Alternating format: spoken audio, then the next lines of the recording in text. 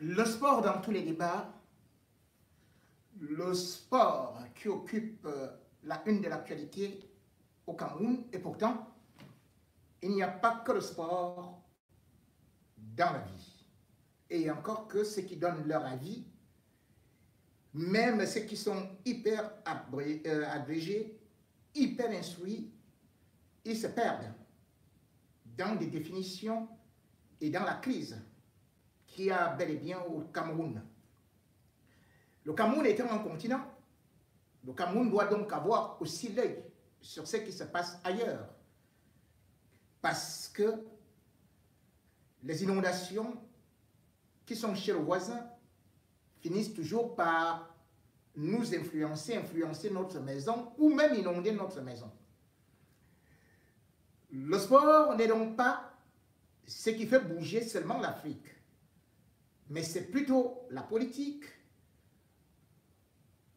chez nos voisins, à la porte, à la fenêtre du Cameroun, avec des perturbations météorologiques qui peuvent également avoir des influences politiques sur le pays qui se dit le continent. Aussi, on va d'abord parler de ce qui se passe chez les voisins avant de revenir sur ce qui semble être l'opium du peuple, la religion du continent, le sport, avec cet éternel débat sur les lions indomptables que d'aucuns qualifient parfois d'agitation, de distraction utilisée par le pouvoir en place. Avant d'y arriver donc, je vous souhaite la bienvenue pour l'avant-goût des dossiers noirs du samedi soir en ce jeudi soir et vous prie une fois de plus de continuer à partager, vous qui êtes sur la chaîne YouTube JP Ramingono, chaîne officielle de l'engagement, de continuer à liker et surtout d'y ajouter votre élan de cœur avec ces cœurs rouges qui permettent à ce que la chaîne puisse résister aux intempéries, aux aléas des attaques. Et bien sûr, pour que l'information ne reste pas seulement chez vous, faites donc le don de vous-même, de partager à votre entourage, à vos voisins, pour que l'information aille à travers les horizons, afin que nous également, on puisse s'occuper de ceux qui s'occupent de nous. Qu'on regarde ce qui ne marche pas dans le continent qui est pratiquement embourbé depuis au moins 42 ans et qui marque le pas sur place. À vous qui êtes également sur la chaîne, la page Facebook Ramingono, eh bien, JP Ramingono comme vous voulez. Merci pour votre soutien et surtout au bataillon des fourmis magnants. Je ne voudrais pas les citer nommément, vous êtes tellement nombreux, mais votre travail de fourmis me va droit au cœur parce qu'en rang, vous permettez au moins à ce que les directs aillent jusqu'au bout et que cette page de survie, que j'ai appelée page secours, puisse encore continuer à résister aux multiples attaques. Continuez donc à partager, tout comme également ceux qui sont sur les autres pages secours, Ramingono les plus beaux proverbes africains ou Ramingono fan. Ceci étant, mesdames et messieurs, l'avant-goût des dossiers noirs du samedi soir, ça se passe jeudi. On ouvre les tiroirs.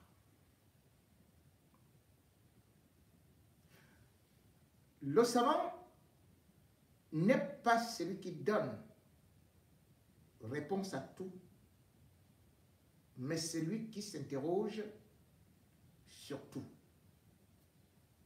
Signé Lévi-Strauss en 1964.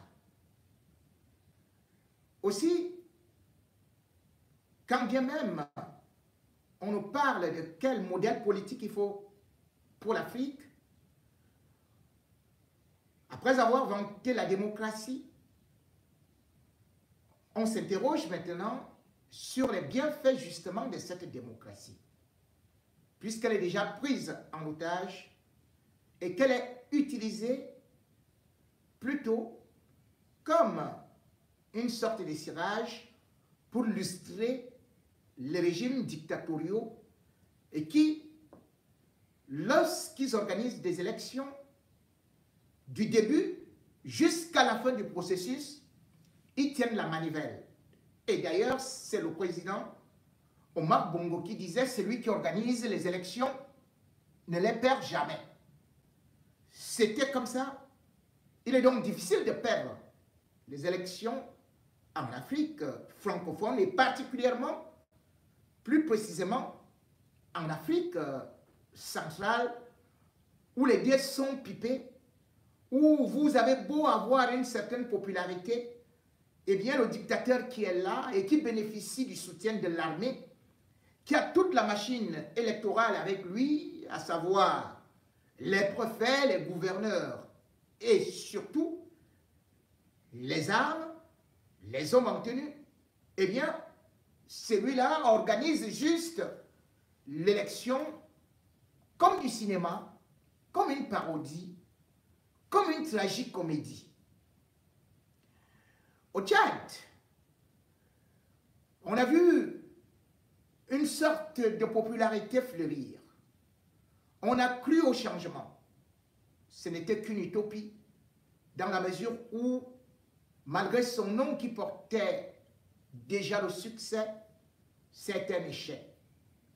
Succès Masra, réunissant des groupes de jeunes, incarnant l'espoir, et surtout, surfant sur le fait qu'il pouvait avoir quelques ramifications dans l'Occident, et aussi alliant cet atout qu'on dit être jeune, c'est-à-dire la couche la plus nombreuse en Afrique, eh bien on se disait qu'il ne fera du système d'égout qui est là au Tchad depuis fort longtemps qu'une bouchée.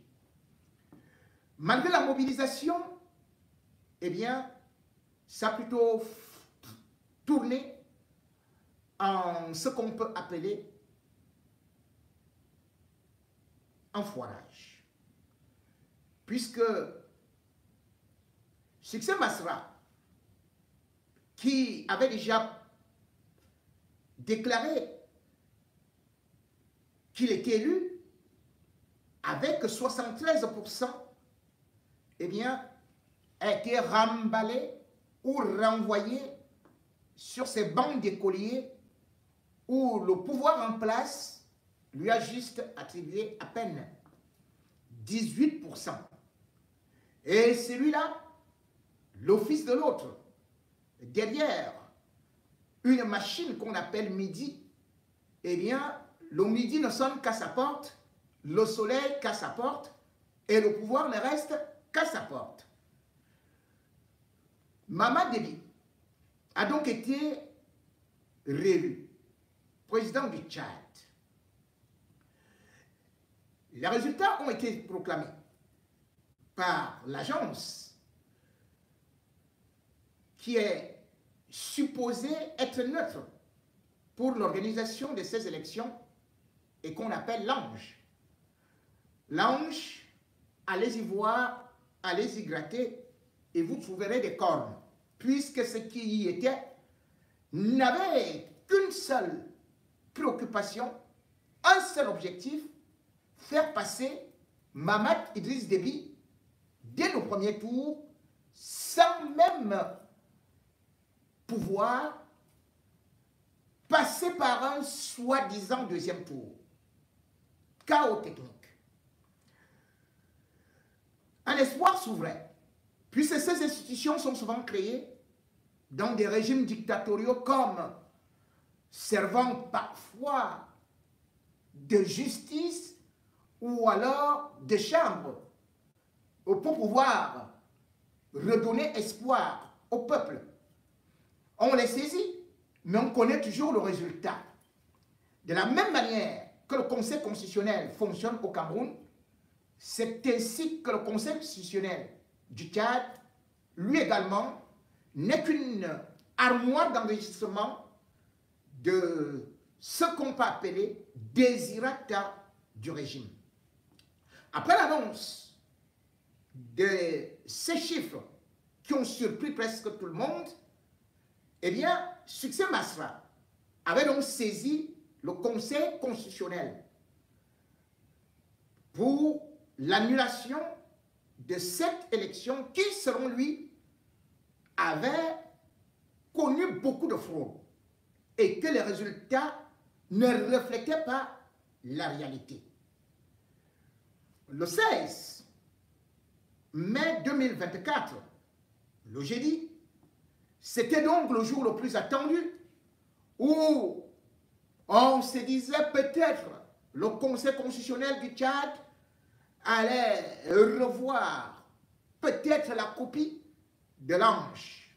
Mais malheureusement, tout était déjà écrit, tout était déjà dit, puisque le champagne était déjà au frais pour fêter la victoire de Déby. Il n'y a donc pas eu de miracle, puisque le Conseil constitutionnel du Tchad a validé les résultats proclamés par l'ange, faisant de Mahamat Idriss Déby, général, fils à son père, successeur, président, démocratiquement élu avec plus de 61% devant Succès Masra. Tout le reste, à la manière d'Atanga Clément, c'était tout simplement le même mot, irrecevable.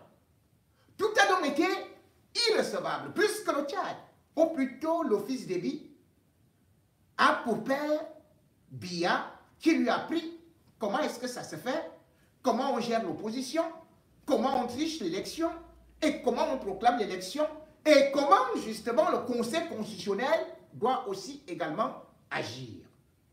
Et oui, le Tchad est donc mal parti. Mal parti dans la mesure où, à 40 ans, le voilà qui succède à son père qui avait déjà passé plus de 30 ans au pouvoir. Et imaginez 40 ans seulement, ce qui signifie que à 80 ans, il sera encore là, voire 90 ans, puisque Paul Biya, lui également au Cameroun, à 91, 92 ans, veut encore se représenter pour une autre élection. Le Tchad aura donc connu une seule dynastie, selon ce qui se dessine, pendant un siècle, voire 2 siècles, voire ad vitam aeternam, puisque on ne sait pas jusqu'à quand ça pourra s'arrêter, dans la mesure où celui-là encore a ses armes, les armes de l'armée, où il a d'ailleurs intimidé, terrorisé les populations de telle sorte que, dès le jour de la proclamation, c'est-à-dire le 9 mai 2024, eh bien les populations étaient déjà terrées chez elles. Impossible de sortir, puisque l'armée, soi-disant, voulant fêter la victoire de leur capitaine, de leur général, avec ce qu'on a appelé des coups de joie, a fini par tuer des Tchadiens qui, même parfois, ne sont pas sortis pour aller ne serait-ce que voir ce qui se passait. Des gens ont été tués chez eux. On a par exemple recueilli le témoignage de ce pompier qui, partant au travail, avait dit à son épouse et à ses enfants, surtout ne mettez pas le nez dehors. Mais, étant à l'intérieur, étant couché chez eux, c'est là, bien sûr, les armes des Déby sont venues assassiner son épouse, la maman de ses enfants. Eux tous étaient dans le bain de sang. Leur maman est morte sur place et eux hospitalisés. Quand leur papa est arrivé, ils gisaient dans un bain de sang. Des enfants innocents qui n'ont jamais marché, dont on ne peut pas accuser de tentatives de déstabilisation, dont on ne peut pas soupçonner une once de rébellion, étant dans leur maison, ils ont été abattus là-bas. Mais que dit-on au niveau de l'Union africaine? Silence, on tue. Bien au contraire. La CEEC, c'est-à-dire la Communauté économique des États de l'Afrique centrale, s'est plutôt tardée, ou plutôt s'est précipitée à annoncer que l'élection au Tchad s'est tenue dans de très très bonnes conditions, alors qu'on sait très bien que des organisations de la société civile ont été expulsées, interdites de prendre part à ces élections. On a vu des images incroyables, où d'ailleurs, à certains endroits, il n'y avait même pas de liste électorale. Il y avait juste du papier volant où on inscrivait quelques noms. Et puis, n'importe qui pouvait venir voter sans même présenter sa pièce d'identité. Et comble de gâchis, en fin de tout ça, les forces de sécurité prenaient les urnes, les transportaient, les confisquaient, allaient les bourrer et proclamaient n'importe quel résultat. Voilà ce que ceux qui veulent continuer à dire que ce sont les étrangers qui veulent détruire l'Afrique. Ceux qui continuent à dire que ce sont les étrangers qui veulent déstabiliser leur pays. Voilà l'image qu'ils donnent de leur pays. La fraude, toutes portes ouvertes, en mondovision, avec des armes à l'appui, pour terroriser des populations qu'on est pourtant supposé protéger. Pour qui gouverne-t-il? Pour qui travaille-t-il? En fait, ils ne sont que des laquais de quelques puissances qui d'ailleurs ont rapidement fait de valider cette parodie d'élection. Oui, tu ne dis rien, comme ça. C'est à peine en murmurant que l'Union européenne a essayé de dénoncer la crise post-électorale en parlant juste de violence. Mais pas de critiquer et pas même de remettre en question la réélection au forceps de Déby. Parce que chacun sait qu'avec Déby, on vient, on prend le pétrole, on prend des richesses, on s'en va. Voilà les présidents africains qui n'ont jamais fait progresser leur pays. Son père a été ainsi. Lui aussi continue la même série noire dans laquelle le Tchad, pays pauvre et très endetté malgré le pétrole, est englouti depuis des années. Comment comprendre aujourd'hui que lorsqu'on regarde ce qui se passe au Tchad, qu'on ne puisse pas être inquiet par rapport à ce qui va se passer au Cameroun en 2025? Parce qu'on se dit, s'il suffit juste de faire sortir l'armée et puis d'avoir Clément Atangana, d'avoir les préfets, d'avoir les gouverneurs, qu'est-ce qu'ils feront? Même si le peuple camerounais se lève pour aller voter en masse, eh bien, ils sortiront leur armée. Mais cependant, ceci ne devrait pas décourager aussi le peuple camerounais. Bien au contraire, il faudrait tirer des leçons de ce qui vient de se passer au Tchad. Parce qu'on ne collabore pas avec le régime sanguinaire totalitaire. Succès Masra a été nommé Premier ministre au mois de janvier pour justement venir valider cette parodie. Aujourd'hui, après avoir signé les accords, il ne peut même pas demander au peuple de se mettre dans la rue. Le peuple serait sorti comme au Sénégal, que ce ne serait pas ça. Parce qu'aucune armée ne peut arrêter un peuple qui revendique sa victoire.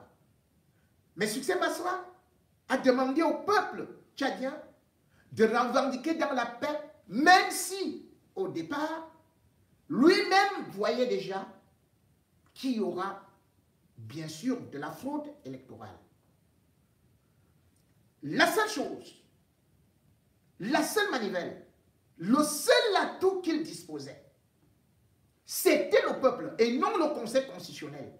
Comment pouvait-il aller ou rêver que le Conseil constitutionnel pouvait lui donner raison lorsqu'on sait que le Conseil constitutionnel, celui qui était ou celui qui est comme président, n'est autre que l'ancien porte-parole du maréchal Idriss Déby Itno, le père de Mahamat Idriss Déby.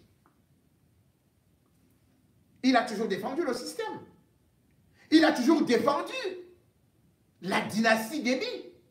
Pouvait-il se contredire? Pouvait-il couper la branche sur laquelle il est assis? Pouvait-il se donner un coup de fusil au pied?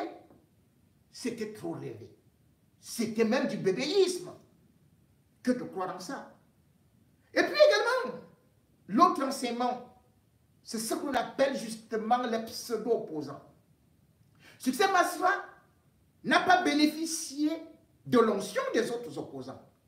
Il est allé seul dans cette élection, les autres ayant refusé la coalition, ou alors ce qu'on appelle toujours les vieux, les anciens opposants, qui sont là uniquement pour jouer le rôle, pour accompagner le système gouvernant et faire les yeux doux à l'Occident, faisant semblant être des opposants, mais en fait travaillant leur argent.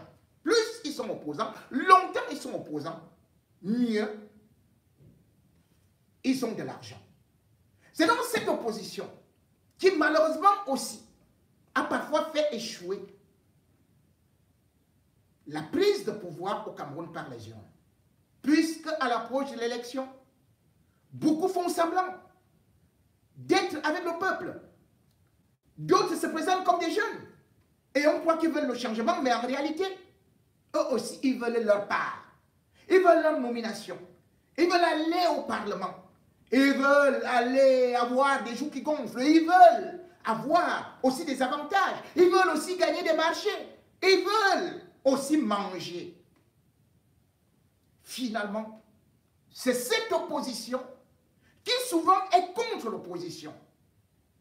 Et d'ailleurs, on a pu voir un ancien Premier ministre tchadien qui a fait semblant d'être devenu opposant et qui, lorsque finalement il y a eu les décomptes, au lieu de s'opposer à Mahamat Idriss Déby, qui est accusé de fraude massive, la seule chose, le cher Albert, qui se voyait déjà Albert de Monaco, a préféré plutôt dire que, mais attendez,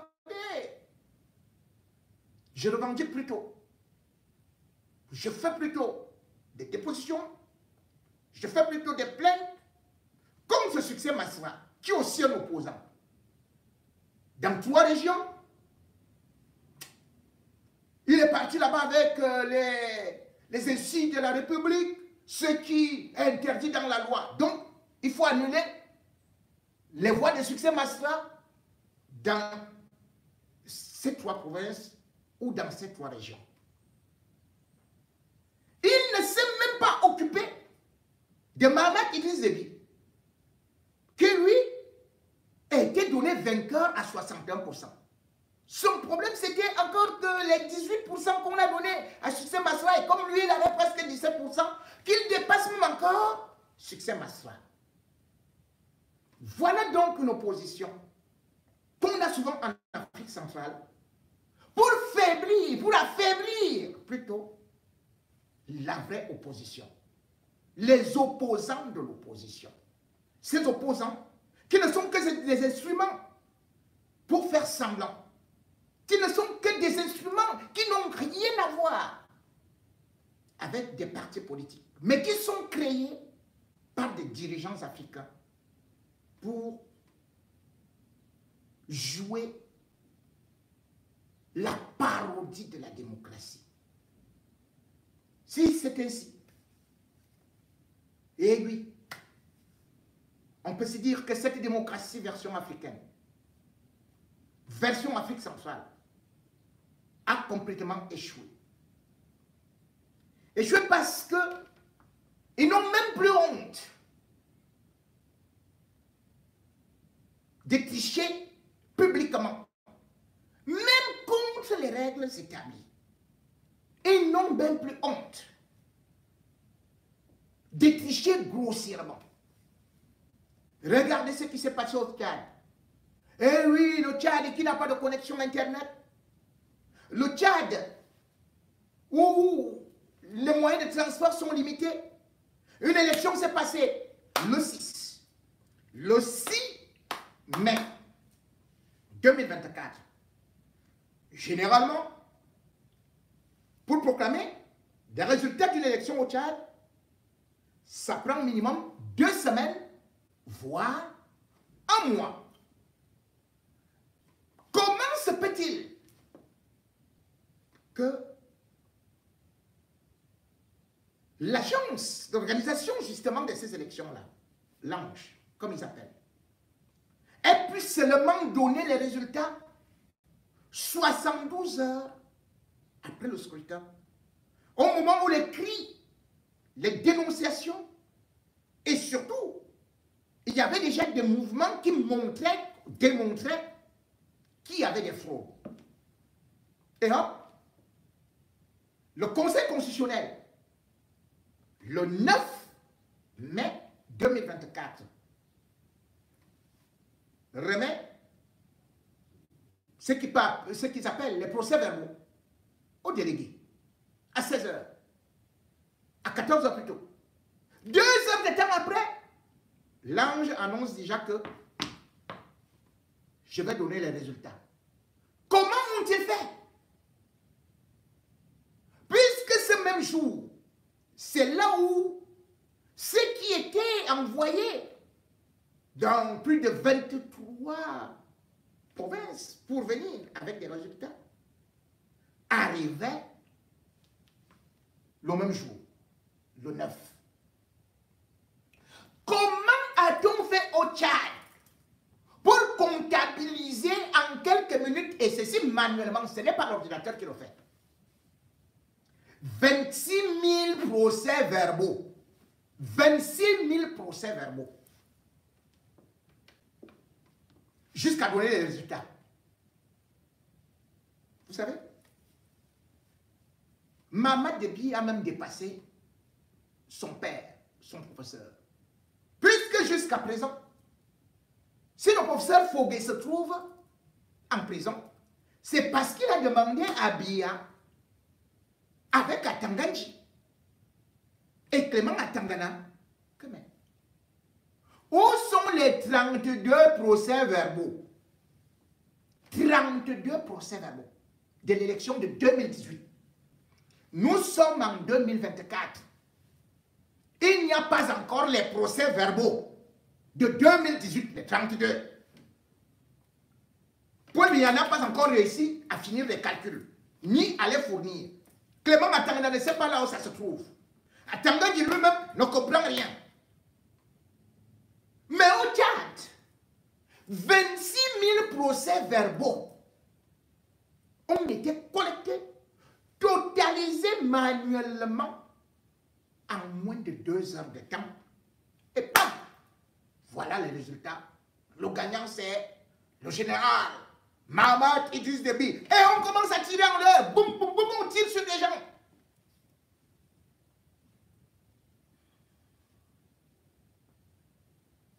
Je disais tantôt que si Succès Masra aujourd'hui est coincé, c'est aussi parce qu'il s'est assis sur cette table-là. Oui, quand on dîne avec le diable, dit-on souvent, il faut avoir une longue cuillère. L'a-t-il vu? Aujourd'hui, il n'a plus la possibilité de manœuvrer. Dans la mesure où, non seulement ses propres militants de son parti, les transformateurs, ont été encerclés pendant 3 jours dans leur parti pour qu'ils ne puissent pas bouger. Mais le peuple, lui non plus, ne peut pas sortir dans la mesure où Succès Masra lui-même est entre le marteau et l'enclume. Regardons également, est-ce qu'il sera conservé comme Premier ministre? Si jamais il ose hausser le ton, on va le prendre, on va le jeter dans la rigole ou alors à Guantanamo. Terminé. Qui viendra revendiquer? On va sortir des armes lourdes pour tirer sur des populations et puis basta. Qu'est-ce que la communauté internationale fera? Rien du tout, dans la mesure où on a vu le 20 octobre 2022, lors de la crise, où justement ce Mahamat Idriss Déby avait déjà montré que lui qui est arrivé par un coup d'État, qui a été installé avec la bénédiction de la France, de Macron, une violation de la Constitution. Il a été installé. Mais pire, c'est que il a même prolongé ce que lui-même avait promis, qui serait considéré comme sa période de transition. Mais il a encore prolongé cela. Et quand le peuple a voulu sortir les armes pour tuer ces moutons qui étaient devant lui.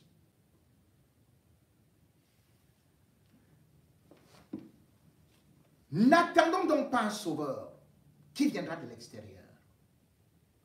N'attendons pas un bienfaiteur. N'attendons pas Dieu qui viendra du ciel, ou Mahomet, qui viendra nous délivrer du régime Biya. C'est un régime aussi enraciné, un régime aussi sanguinaire et pire que celui d'Idriss Déby, un régime hyper expérimenté.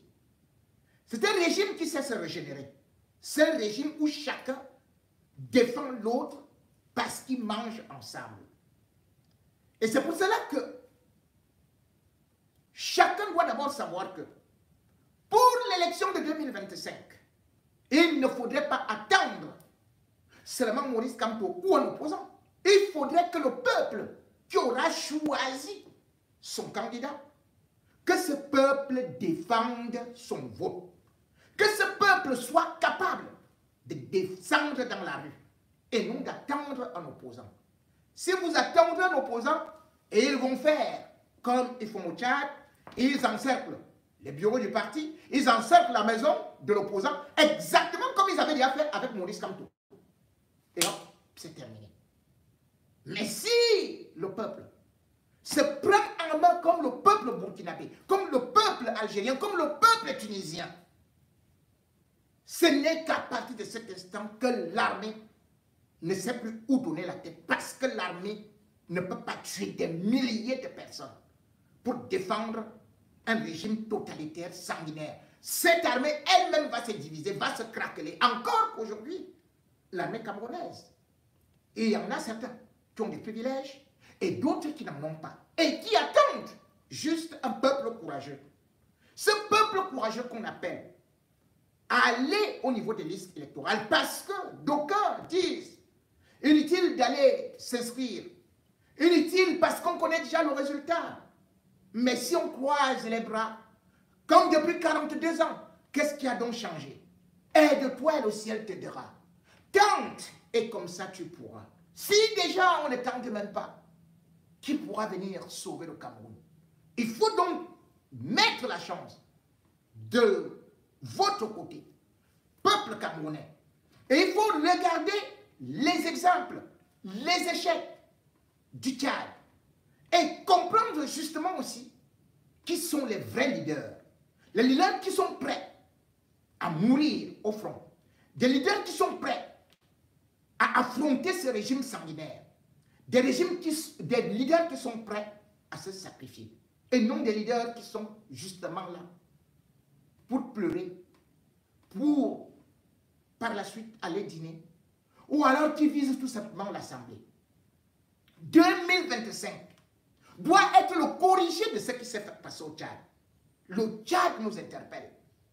L'échec de Succès Masra devrait aussi nous démontrer autre chose, à savoir que ce n'est pas l'âge qui fait qu'on gagne une élection.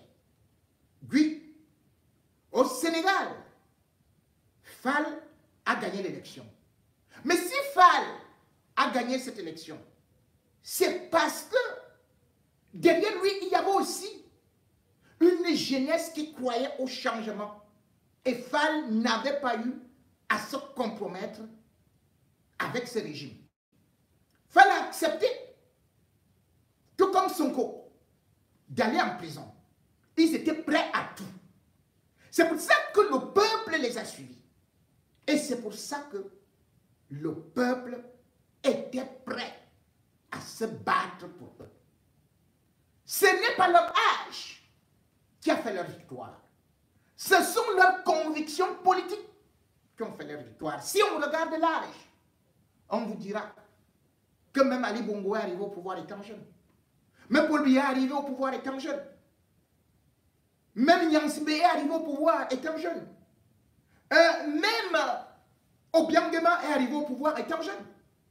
Au Tchad, le dictateur qui est là est arrivé au pouvoir à 37 ans. 37 ans. Mamad Déby. Est-ce qu'il est mieux que son père? Est-ce qu'il est sain? Aujourd'hui, il a 40 ans. Il est prêt à verser du sang. Ce n'est donc pas ce qu'on vous raconte. L'âge n'est pas un programme politique. Encore que Nelson Mandela a pris le pouvoir à 74 ans. L'âge ne conditionne pas une élection. Mais cependant, je ne pourrais pas aussi vous dire d'aller voter quelqu'un de 92 ans. Parce que là, ce n'est plus de l'âge. Là, c'est un mort vivant. Ce sont des momies qui n'ont plus de capacité intellectuelle, mentale, physique, comme Paul Biya. Paul Biya n'est plus un homme vivant. C'est un mort vivant qui cause, qui dialogue avec ses ancêtres. Paul Biya n'a plus la capacité de pouvoir rester éveillé en une journée, 4 heures. Paul Biya n'a plus la capacité d'avoir la lucidité pendant 2 heures par journée. C'est un homme fatigué. Il doit donc être remplacé. Et aussi, pour être remplacé, peut-être il faut quelqu'un qui a des idées, qui a de la maturité, mais non se baser uniquement sur le fait qu'on peut être jeune et on est donc le meilleur candidat. Si tel était le cas, Cabral Libye aurait pu également gagner l'élection présidentielle en 2018. Il était jeune, on a applaudi pour lui, il parlait bien. Mais Cabral Libye a-t-il gagné l'élection au Cameroun? Va-t-il même se présenter pour l'élection de 2025? La question mérite d'être posée. Dans la mesure où, lui qui encore rigolait avec ce régime, lui qui encore se croyait dans l'opposition républicaine, comme il disait, lui qui disait qu'il n'est pas dans l'opposition futile, mais plutôt dans l'opposition de la proposition, voit aujourd'hui combien sa position alambiquée est en train de le tuer. Parce que Cabral Libye, aujourd'hui, n'est pas et ne sera pas Fall. Cabral Libye est même loin de représenter aujourd'hui ce qu'est Succès Masra. Si Succès Masra a aussi échoué, il faut se dire que c'est parce qu'il a aussi affaibli ce peuple qui était derrière lui, à fond la caisse. Ce peuple qui voulait le changement à tout prix. Ce peuple qui était chauffé à blanc. Et ce peuple qui était prêt à descendre dans les rues. Succès Masra peut-il mobiliser aujourd'hui des jeunes dans les rues? J'en doute. Cabral Libye peut-il, au regard de ses agissements, au regard de ses positions contre l'opposition, peut-il aujourd'hui mobiliser les populations pour défendre, pour revendiquer pour le suivre. Nous en doutons. Les mêmes causes produisent les mêmes effets.